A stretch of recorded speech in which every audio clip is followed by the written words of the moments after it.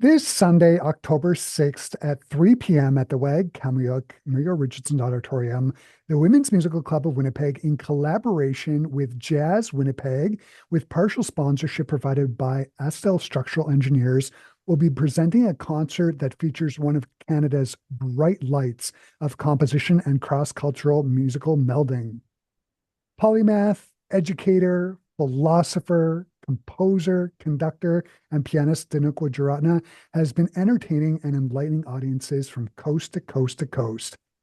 Born in Sri Lanka, raised in Dubai, and musically educated at the Royal Northern College of Music in Manchester, England, and the Juilliard School, Wijeratne has taken the cultural and musical ingredients he has gathered along the way and made use of them to compose works that are wonderfully unforgettable and excellent. In the process, he has won a 2016 Juno Award, performed at Carnegie Hall, Lincoln Center, the Kennedy Center.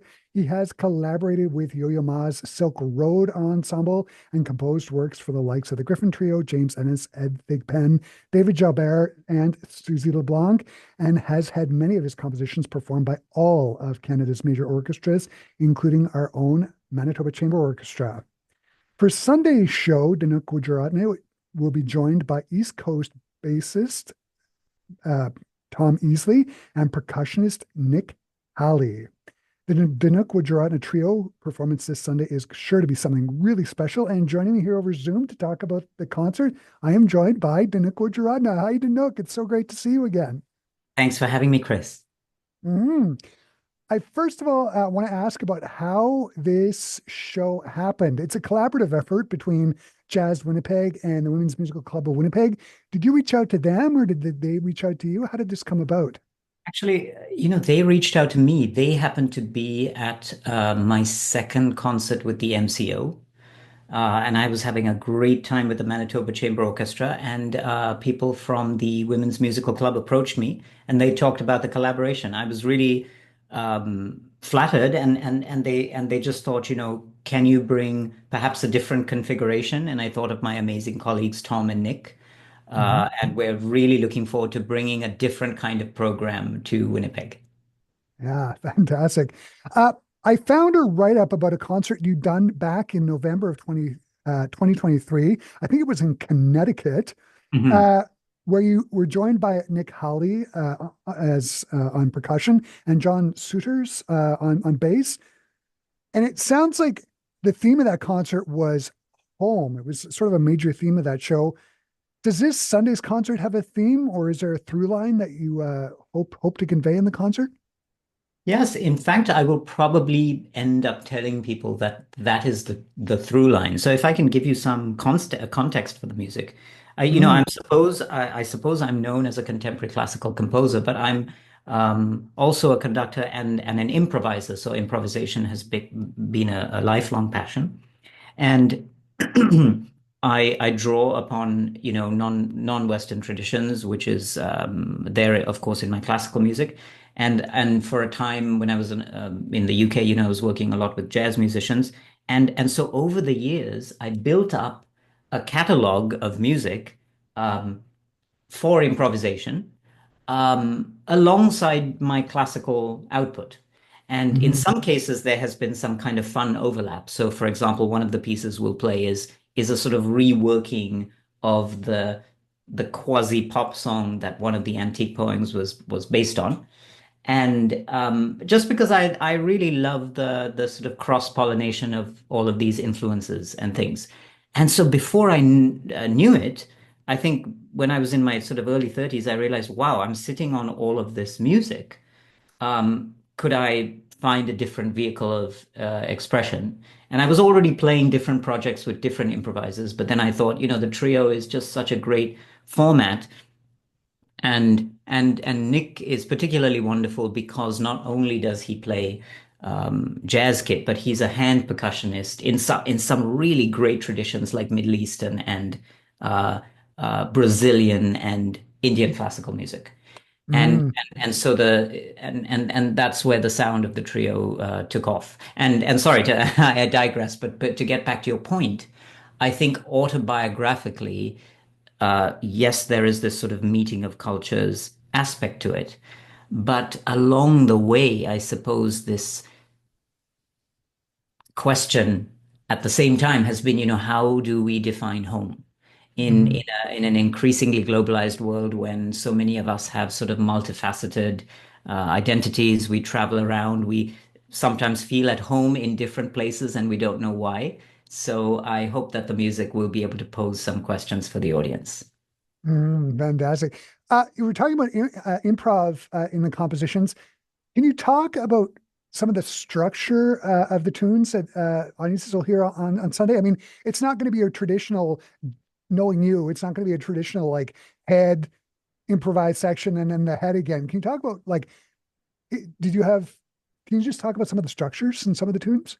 Yeah, absolutely. It's a great question. And I suppose some of the tunes might be even close to that. So for example, when we play the quasi pop song from my piece, two pop songs on antique poems, it's sort of like that because the tune is kind of simple and it's nice to just kind of play the tune, take a short solo, and then play the tune out. Hmm. At the other end of the spectrum, there are pieces which are more heavily notated, and then the structure of improvisation, if you like, is worked in different ways. Comes in, comes out.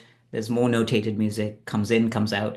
And I suppose what we're trying to do is we're trying to blur the line between the composed and the improvised. So there's a whole bunch of influences, and perhaps the experimentation with a lot of classical structure is there. Mm. It's going to sounds really, really interesting. Um, because of the South Asian and Middle Eastern influences in your music can be rhythmically challenging and intricate. I want to talk about the rehearsal process. How many rehearsals were there for this, and what kinds of things would you work with in the rehearsals? What did that look like? I mean, at this point, Chris, we kind of just rehearse in the city that we meet in. For Yeah. example, we'll all meet Saturday evening. We'll probably start our rehearsal with a good meal at a restaurant. And then, but then we'll get down to work on Sunday morning. We have a rehearsal and sound check, and we'll just kind of pick up pieces that we've been on the road with on and off. So we play, several times a year. And we just played two shows in Nova Scotia. Next year we go to Germany, a bunch of other places. So the repertoire is drawn from a pool of pieces. Okay. And every so often I'll either write a new piece specifically for the trio, in which case we'll need some dedicated rehearsal time. Or sometimes I see something in one of the classical commissions that I have, which might transfer in a weird way, you know.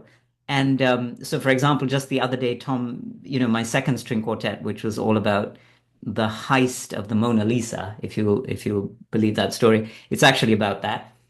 He said, the other day we were at a concert, and he said, "Can we make a piece out of that really cool groove in the second string quartet?" And Right. I hadn't even thought of that, but it's an idea worth entertaining, and that might be the birth of a new piece. Mhm. Uh, can you talk about your drummer for the concert, Nick Halley? How did you meet him? And as you've mentioned, he loves playing framed drums from like Southwest Asia. Can you talk about your relationship with him and why you enjoy playing with him so much? Nick is a fantastic musician. Our association goes back probably over a decade. In my early days in Nova Scotia, at some point people started saying, "Oh, I see what you do. I think you really need to meet Nick." And then people were telling him the same. Um, and so he has such a fascinating musical life. So for half the time, he is a choral musician. He runs Mm. choirs. And his father an icon in that world, Paul Halley, the organist. But at the same time, Nick trained on drums, and then I think he mentored with Jamie Haddad, the great hand percussionist. And now he's developed his own style. He's fluent in a lot of Brazilian hand percussion. He knows about the Indian traditions. He knows about the Middle Eastern traditions. And I mean, I've written Nick now into my large scale song cycle, which is premiering in Toronto in next year. It's an hour's worth of music. Mm. And simply because he's one of those musicians that you just want to write for. He can, in a semi-improvised context, he can just take sometimes a skeleton of material, but understanding your intent, he can really bring it to life in a very personal and wonderful way. And he's a true percussionist. I mean, he's not only going to be playing kit, but I imagine he'll be playing some drums with like his fingertips as well on Sunday Absolutely. as Yeah, well. his hand percussion is fantastic. And he Mhm. actually, I think he was playing, I mean, he was James Taylor's drummer for a while. So, Mhm. he was on the road with James, and there's a great deal of versatility in his playing. Mhm. And then you're also going to be joined by bass player Tom Easley. How did you get to know him? Was it from your time out on the East Coast? Yes, absolutely. And so Tom, maybe I met him a few years later, but we also go back a long way. And I mean, he was just the bass player that one of the bass players that everyone talked about on the East Coast.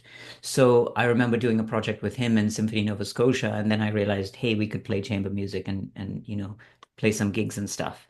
And and just I just love the camaraderie of the group.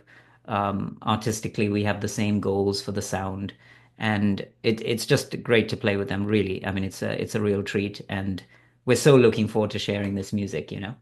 Mhm. Uh, when I think of you as a composer and a conductor, but you're also a great pianist. Um, what is it about playing in this trio that excites you? And what's something that you're really looking forward to about Sunday's show? That's such a great question because, I think improvisation is just one of the greatest musical joys.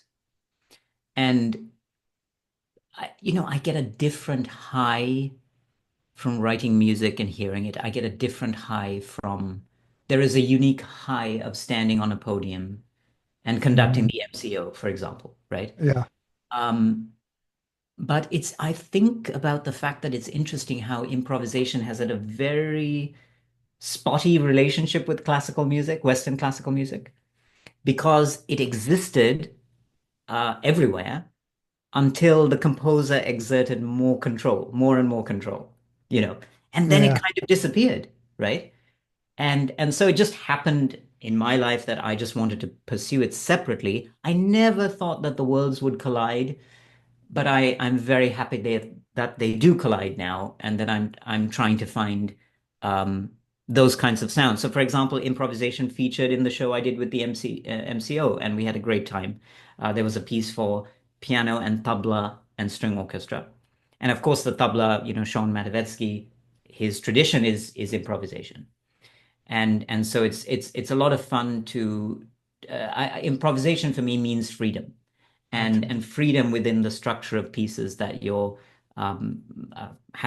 privileged to write is a very fun experience. Amazing. So we've talked about you, the pianist. We've talked about the bass player. We've talked about drummer. Finally, what do you hope the audience will walk away with after taking in Sunday's performance? Well, I like to think that the program of pieces, I mean, we've curated it carefully, I hope. There's, the- all the pieces are thought-provoking in different ways. There's a piece that is inspired by the poetry of Khalil Gibran from The Prophet, and that's actually a response to his poem on houses, and the sentiment about what home means to us is very profound. Mhm. There's a piece that I wrote in response to a trip to Syria in 2009, which is about the sort of ephemerality of home and how, it's a very fluid definition. What else? Oh, there's a piece which is transcription of one of my classical pieces, which is inspired by the book Invisible Cities by Calvino, which is all about fantastical cities and where the laws of physics don't apply and people are a little bit weird. So so there's quite a variety of influences, and I hope there's a little bit of something for everyone. Amazing. Dinuk, this has just been really great to see you again and talk to you again. All the best on Sunday. As I was saying, the weather here today, they're predicting it to be warm and sunny. So, a great reason for people to get out and take in the concert. Thanks for taking the time to talk to me today. This has been fantastic. Chris, thank you so much. And can I add how excited I am to come to Winnipeg. It is a city of wonderful people and great music making, and I'm excited to see my colleagues and share this music again with Winnipeg. And we're super excited to have you here. For our Classic 107 listeners, the Dinuk Wijeratne Trio performs this Sunday, October 6th at 3 p.m. at the WAG Kamyuk's Muriel Richardson Auditorium. For more details on the concert, you can visit the Women's Musical Club of Winnipeg's website at wmcwpg.ca or Jazz Winnipeg's website at jazzwinnipeg.com or go to classic107.com. I've embedded a direct link to the page where you can buy tickets and you can find it there. Dinuk, thanks again.